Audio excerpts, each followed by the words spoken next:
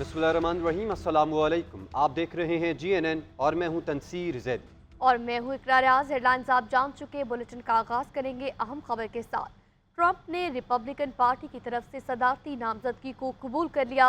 मिल्वाकी में कन्वेंशन से खिताब में कहा, तमाम अमरीकियों की तरफ से सदारती इलेक्शन लड़ रहा हूँ। हम मिलकर अमरीका को अजीम मुल्क बनाएंगे। अमरीकी मुआशरे में तकसीम को ख़त्म करना होगा। कातिलाना हमले में बाल बाल बच गया। 1 इंच भी फासला रहता तो यहाँ न होता। सीक्रेट सर्विस ने खुद को ख़तरे में डालकर मेरी जान बचाई। एहसास हुआ है कि खुदा और अमरीकी अवाम मेरे साथ हैं। उम्मीद के पैगाम के साथ सबके सामने यहाँ खड़ा हूँ। सपोर्ट करने पर अमरीकी अवाम का शुक्रिया अदा करता हूँ। उन्होंने कहा कि ज़ख्मी ट्रंप से ज़ाहिर यकजहती के लिए रिपब्लिकन ने अपने कानों पर पटिया भी बांधी। अमरीकी सदर जो बाइडन पर दोबारा सदारत का उम्मीदवार बनने से दस्तबरदार होने के लिए दबाव इंतहाई हद तक बढ़ गया। सदर जो बाइडन के दोबारा इलेक्शन ना लड़ने का 99% इम्कान है। साबिक सदर बराक ओबामा ने भी जो बाइडन पर वाज़ेह कर दिया है कि उनके इलेक्शन जीतने का इम्कान बहुत हद तक ख़त्म हो गया है। सदर जो बाइडन इंतखाबात से दस्तबरदार होने से मुतालिक बुध तक फैसला करेंगे। व्हाइट हाउस और बाइडन की इंतखाबी मुहिम के मैनेजर ने दस्तबरदार होने से मुतालिक तस्दीक नहीं की। उधर अमरीकी अखबार ने दावा किया कि सदर जो बाइडन ने दोबारा सदारती उम्मीदवार न बनने पर गौर करना शुरू कर दिया है। अमरीकी अखबार के मुताबिक सदर बाइडन का कहना है, हो सकता है मैं इंतखाबात ना जीत सकूं। दीगर खबरों में आपको बताएं कि सिंध के मुतादिद शहरों में मट्टी के तूफान के बाद मूसाधार बारिश। मीरपुर खास, जामशोरो और मुटियारी में मूसाधार बारिश से जल थल एक हो गया। हैदराबाद, टंडुवाला यार और गिरदनवा में मिट्टी के तूफान के साथ तेज़ बारिश भी हुई। मुतअद्दिद इलाकों में फीडर ट्रिप होने से बिजली की फराहमी मुअत्तल। कराची के मुख्तलिफ इलाकों में बूंदाबांदी से मौसम खुशगवार हो गया।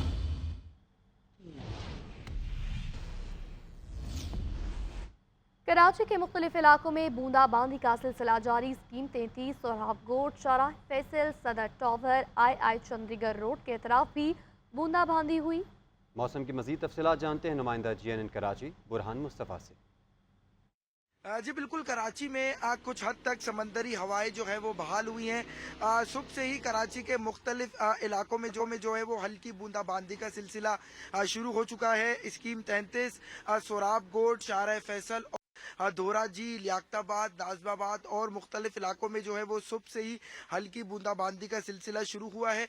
महकमा मौसमियात के मुताबिक आज दिन भर जो है वो हल्की बूंदाबांदी का इम्कान है, जबकि दोपहर तक जो है वो समंदरी हवाएं भी बहाल होने के इम्कानात है।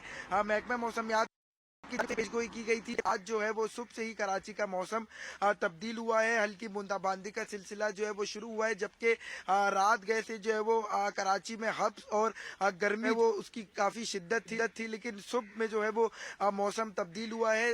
वक्फे वक्फे से कराची में ठंडी हवाएं जो है वो चल रही हैं और कराची का मौसम ज़बरदस्त हो चुका है और जो गर्मी और हब्स थी वो मुकम्मल तौर पर जो है वो टूट चुका है।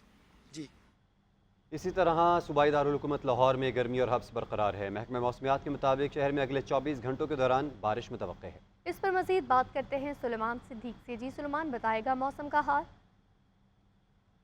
आज बिल्कुल लाहौर शहर के मौसम की बात करें तो सुबह का औकात होते ही सूरज जो है वो किरणें बखेरना शुरू हो गया है। गर्मी और हब्स भी देखने को नज़र आ रही है, लेकिन महकमा मौसमियात यानी कि PDM ने अलर्ट जारी कर दिया है। मानसून का नया सिस्टम जो है वो पंजाब भर में बरसने को तैयार है। महकमा मौसमियात के मुताबिक इस शहर का मौजूदा दर्जा हरारत इस वक्त 29 डिग्री रिकॉर्ड किया जा रहा है, जो ज़्यादा से ज़्यादा 37 और कम से कम 28 रिकॉर्ड किया जाएगा।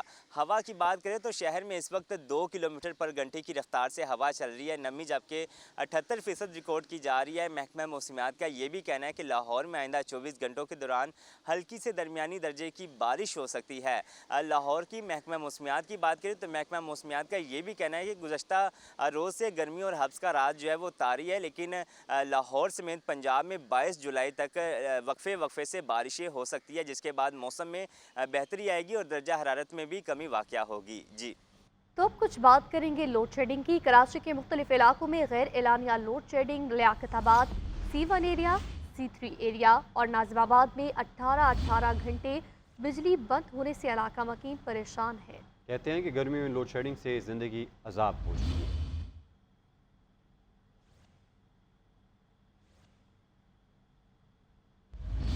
में बैठना मुश्किल है, औरतें और बच्चे और किस तरह बैठ रहे होंगे। बाकी जो काम करने वाले लोग हैं जैसे भट्टी वाले, तंदूर वाले, उनका तो जीना हराम हुआ हुआ है। कि इलेक्ट्रिक इंतजामिया को चाहिए कि वो थोड़ा ख्याल करें। सुबह से जब उससे उठते हैं जब से तो देख रहे हैं कि आधे घंटे के लिए लाइट आती है बस, और आधे घंटे के बाद फिर वो लाइट जाती है। 3-3 घंटे 4-4 घंटे के लिए लाइट जा रही है रोज़ाना। तकरीबन पहले तो जा रही थी 1 घंटे 1.5 घंटे के लिए, अब जो है जितनी गर्मी पड़ रही है उससे ज़्यादा लाइटें बंद करी जा रही है। जैसे 12 बजे तक के ऐप पे लोड शेडिंग टाइम है आखिरी है, अब 10 बजे से लाइट गई हुई है। टाइम के अलावा भी ये लोग अपने क्या कहते हैं मनमानी कर रहे हैं। पहले हमारी 6 घंटे जाती थी, 1.5 घंटे की टाइमिंग थी। अभी इन्होंने शेड्यूल वाइज 10 घंटे की टाइमिंग दी हुई है, लेकिन इससे भी 12 घंटे होने वाले लाइट नहीं आ रही है। एडहॉक जजेस की तैनाती के हवाले से सुप्रीम जुडिशल कमीशन का इजलास आज होगा। चीफ जस्टिस काजी फायद ईसा इजलास की सदारत करेंगे। एडहॉक जजेस के लिए सुप्रीम कोर्ट के 4 रिटायर्ड जजेस के नाम तजवीज़ किए गए हैं, जिनमें जस्टिस रिटायर्ड मुशीर आलम, जस्टिस रिटायर्ड मकबूल बाकर, जस्टिस रिटायर्ड मजहर आलम मियाँ खेल और जस्टिस रिटायर्ड तारिक मसूद के नाम शामिल हैं। जस्टिस रिटायर्ड सरदार तारिक मसूद और जस्टिस रिटायर्ड मजहर आलम मियाँ खेल रजामंदी जाहिर कर चुके। जस्टिस रिटायर्ड मकबूल बाकर और जस्टिस रिटायर्ड मुशीर आलम एडहॉक जज की जिम्मेदारी लेने से माजरत कर चुके हैं। जजेस कमेटी के 2 अरकान का मखसूस नशस्तों के फैसले पर मुस्लिम लीग नून की नजरसानी दरख्वास्त 2 माह बाद मुकर्रर करने पर इतफाक।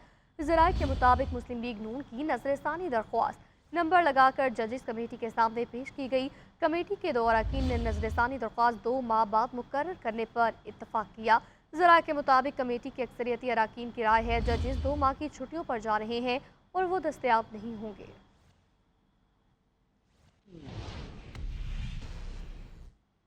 खबर यह है कि मखसूस नशिस्तों से मुतल्लिक सुप्रीम कोर्ट के फैसले पर इलेक्शन कमीशन का इजलास बेनतीजा ख़त्म हो गया। लॉ विंग की जानिब से इलेक्शन कमीशन को ब्रीफिंग दी गई। इलेक्शन कमीशन का इजलास आज दोबारा होगा। इजलास में सुप्रीम कोर्ट के फैसले पर मुशावरत की जाएगी।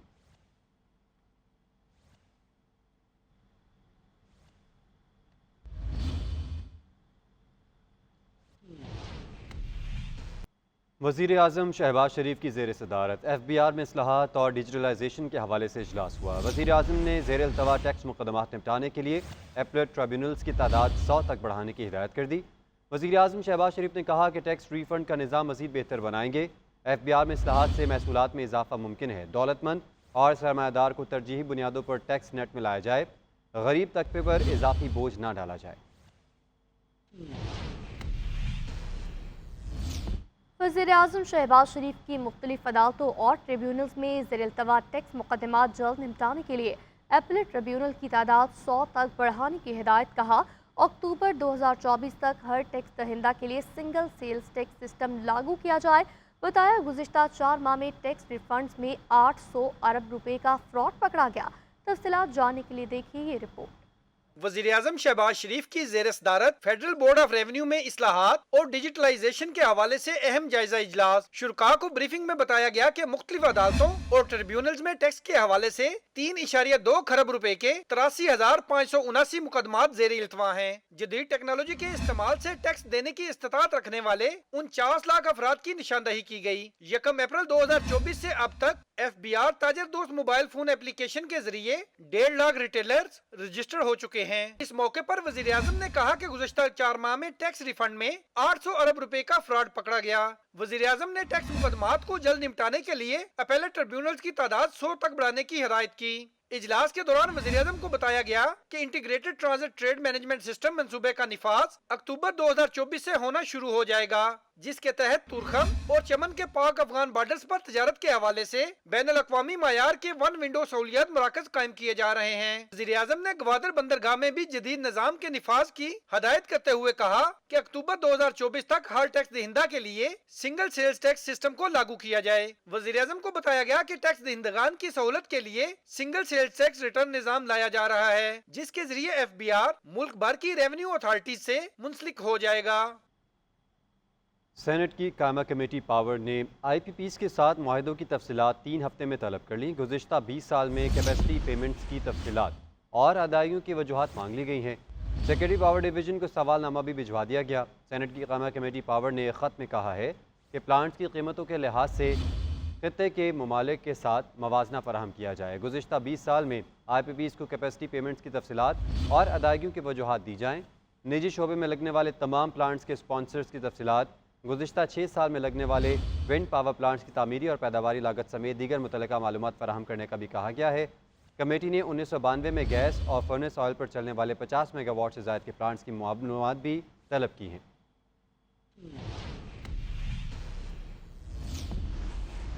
रहनुमा MK मुस्तफ़ा कमाल ने हुकूमत को IPPs के सामने डिफ़ॉल्ट करने का मशवरा दे दिया। कहा, अवाम और सनतकार महंगी बिजली का बोझ बर्दाश्त नहीं कर सकते। पाकिस्तान की सलामती को दहशतगर्दी से नहीं IPP से ख़तरा है। वज़ीर आज़म साहिब ऑल पार्टीज कॉन्फ्रेंस बुलाएं और इस मामले का हल निकालें। 1000 मेगावाट से ज्यादा आप ट्रांसमिटिंग नहीं कर सकते और आपके पास कैपेसिटी 45,000 मेगावाट की है। कौन लोग हो यार? इसका मतलब है किसी बाबू ने, किसी सियासतदान ने, किसी ने उस कंपनी को लगाने के लिए कोई अपने जेब में पैसे डालकर उनको ये एग्रीमेंट किया है। मेरा खुदा के वास्ते उन IPPs को बुलाकर, 40 IPPs को बुलाकर बताओ कि तुम चांद पर नहीं रह रहे, इसी मुल्क में रह रहे हो ना। देखो मेरे मुल्क की क्या कंडीशन हो गई है। हम आपको ये पैसे, ये एग्रीमेंट पे अमल दरामद नहीं कर सकते। बताएं कि हमसे गलती हो गई, हमने ये गलत मुआहदे कर लिए, मेरा मुल्क अब इसको सरवाइव नहीं कर पा रहा। खुदा के वास्ते चाइनीज गवर्नमेंट अपनी चाइनीज कंपनीज को बोले कि खुदा के वास्ते हम पर रहम करें, हम डिफॉल्ट करना चाहते हैं। वफाकी वज़ीर क़ानून आज़म नज़ीर तारड़ कहते हैं, एडहॉक जजेस की तैनाती की ममानत नहीं, आइन इसकी इजाज़त देता है। चीफ जस्टिस काजी फायज़ा की मुद्दत मुलाज़मत में तोसी की खबरें दुरुस्त नहीं हैं। राना सनाउल्लाह का कहना है कि हुकूमत ने अभी PTI पर पाबंदी लगाने का इरादा ज़ाहिर किया है और इस हवाले से आइन पर अमल किया जाएगा। लीगी रहनुमा ने एडहॉक जजेस की तैनाती को आइनी करार दे दिया। तफसीलात इस रिपोर्ट में देखिए। एडहॉक जजेस की तैनाती गैर आईनी नहीं, PTI पर पाबंदी के लिए आइन पर अमल किया जाएगा। नून लीग का मौक़िफ़। वफाकी वजीर आज़म नज़ीर तारड़ कहते हैं कि मेरी राय में एडहॉक जज लगाए जाने चाहिए। एडहॉक जजेस चीफ जस्टिस ने नहीं बल्कि जुडिशल कमीशन ने मुकर्रर करना है। उन्होंने कहा, जुडिशल सिस्टम में इस्लाहात के लिए आइन में तरमीम होनी चाहिए। वज़ीर आज़म के मुशीर राना सनाउल्लाह का कहना है कि हुकूमत ने अभी PTI पर पाबंदी का इरादा जाहिर किया है। हुकूमत आर्टिकल 17 के तहत किसी भी पार्टी पर पाबंदी का डिक्लेरेशन दे सकती है। राना सनाउल्लाह ने मजीद कहा कि आइन में एडहॉक जजेस रखने का जिक्र है, अगर ये ठीक नहीं तो आइन में क्यों है। तहरीक इंसाफ ने सुप्रीम कोर्ट में एडहॉक जजेस की तैनाती को बदनीयती करार दे दिया। चेयरमैन तहरीक इंसाफ बैरिस्टर गौहर कहते हैं, 4 जजेस को 3 साल के लिए एक साथ लेकर आना बदनीयती को जाहिर करता है। एडहॉकिज्म शफाफ फतिया के खिलाफ साजिश है। उमर अयूब बोले, चीफ जस्टिस का मकसद सिर्फ अपने हम ख्याल जजेस को अपने साथ लगाना है। सुप्रीम कोर्ट में जो एडहॉक जजेस को लगाया जा रहा है, हम समझते हैं कि ये बदनीयती पे मुनहसर है। हम काजी फायज़ा से एज ए चीफ जस्टिस मुतालबा करते हैं, अगर आप माइनॉरिटी में भी है तो ये फैसला सुप्रीम कोर्ट का है। इस फैसले में मनवान अमल करवाना आपकी आईनी, कानूनी और एज ए चीफ जस्टिस जिम्मेदारी है। ये एडहॉकिज्म आजाद अदलिया के लिए मोज़र है। मेहरबानी करे, इससे इज्तनाब करे। इस वक्त पाकिस्तान तहरीक इंसाफ को बैन करने की बातें हो रही हैं। किसी का बाप भी पाकिस्तान तहरीक इंसाफ को नहीं बैन कर सकता। एंटी करप्शन केसेस में हमारे साथियों के खिलाफ बोगस FIR आ रही हैं गवर्नमेंट ऑफ पंजाब की तरफ से। मरियम नवाज जो कि फॉर्म 47 की वजीर आला है और शहबाज शरीफ फॉर्म 47 का वजीर आजम है, हम लोग उसको कंडेम करते हैं और यहाँ पे हम लोग कानूनी तानाजोई और कानूनी अमल पे भी पूरा हम लोग पुश करेंगे। तोशा खाना केस में गिरफ्तारी के खिलाफ बानी PTI और उनकी अहलिया बुशरा बीबी ने इस्लामाबाद हाई कोर्ट से रुजू कर लिया। सियासी मुखालफिन बानी PTI और बुशरा बीबी को लंबे अरसे तक जेर हिरासत रखना चाहते हैं। उधर 190 मिलियन पाउंड स्कैंडल में आईनी माहिरीन ने नैब को ज़िमनी रेफरेंस दायर न करने का मशवरा दे दिया। तफसीलात इस रिपोर्ट में। बानी PTI और बुशरा बीबी ने तोशा खाना केस में गिरफ्तारी के खिलाफ इस्लामाबाद हाई कोर्ट से रुजू कर लिया। दरखास्त बैरिस्टर सलमान सफदर और खालिद यूसुफ चौधरी के जरिए दायर की गई, जिसमें मौकफ अपनाया गया कि गिरफ्तारी गैर कानूनी है, रिहा करने के अहकाम दिए जाएं। कहा गया, इस्लामाबाद हाई कोर्ट में दरखास्त ज़ेर समाअत होने के दौरान गिरफ्तारी बदनीयती का सबूत है। सियासी मुखालफिन नैब को मुसलसल सियासी इंतकाम के लिए इस्तेमाल कर रहे हैं। दूसरी जानिब 190 मिलियन पाउंड स्कैंडल में आईनी माहिरीन ने ज़िमनी रेफरेंस दायर न करने का मशवरा दे दिया। ज़राए ने बताया कि ज़िमनी रेफरेंस दायर करने से बहुत ज्यादा कानूनी पेचीदगियां पैदा हो सकती हैं। इसी वजह से आईनी माहिरीन ने नैब को पहले से ज़ेरे समाअत रेफरेंस को ही आगे चलाने का मशवरा दिया। इस्लामाबाद हाई कोर्ट में बानी तहरीक इंसाफ से वकला की मुलाकात की दरखास्त की समाअत 13 सितंबर तक मुलतवी कर दी गई। जस्टिस सरदार एजाज इसहाक खान ने रिमार्क्स दिए कि बानी पीटीआई पर 200 से ज्यादा मुकदमात हैं, ये सब सियासी नताइज वाले ही केसेस हैं। एक मौके पर कहा कि वकला को दस्तावेज तक रसाई न देना काबिल कबूल नहीं, आइंदा ऐसा किया गया तो तौहीन अदालत के नोटिस जारी करूंगा। आगे बढ़ते हुए आपको बताएंगे कि किसान इत्तेहाद के चेयरमैन खालिद हुसैन बाग ने किसानों पर लगाए जाने वाले टैक्सेस के खिलाफ इस्लामाबाद में धरना देने का ऐलान कर दिया। उनकी जानिब से कहा गया, पंजाब हुकूमत किसानों को गंदम 2850 रुपये फी मन फरोख्त करने पर मजबूर कर रही है। गंदम की फसल ना खरीद कर काश्तकारों को तबाह किया गया। अब किसानों से गंदम बेचने का हक भी छीना जा रहा है। गंदम है, आप मुझे कहती हैं कि आप 2850 से आप ऊपर ना बेचें। अगर आप में ताकत थी तो आप खरीद लेते, अगर आपने खरीदी नहीं है तो मुझे अपनी गंदम बेचने का मेरे से हक छीना जा रहा है। हम पंजाब गवर्नमेंट के इस इकदाम को जो उन्होंने किया है, जो हमारा ज़िला बंदी कर दी, सूबा बंदी कर दी और नोटिफिकेशन के तहत हमसे गंदम ज़्यादा पैसों में नहीं खरीदी, उसकी हम भरपूर मजम्मत करते हैं। और इंशाल्लाह बहुत जल्द हम पूरे पाकिस्तान में लाए अमल देने लगे हैं। खासकर जो ज़रूरी टैक्स लगा है उसके खिलाफ हमारी पूरे पाकिस्तान से तंजीमें आएंगी। पहले तो हम पंजाब गवर्नमेंट के खिलाफ धरना देंगे और उसके बाद फिर इस्लामाबाद आएंगे, और जब तक हमारा ज़रूरी टैक्स माफ़ नहीं किया गया उस वक्त तक हम इस्लामाबाद धरने पे बैठे रहेंगे।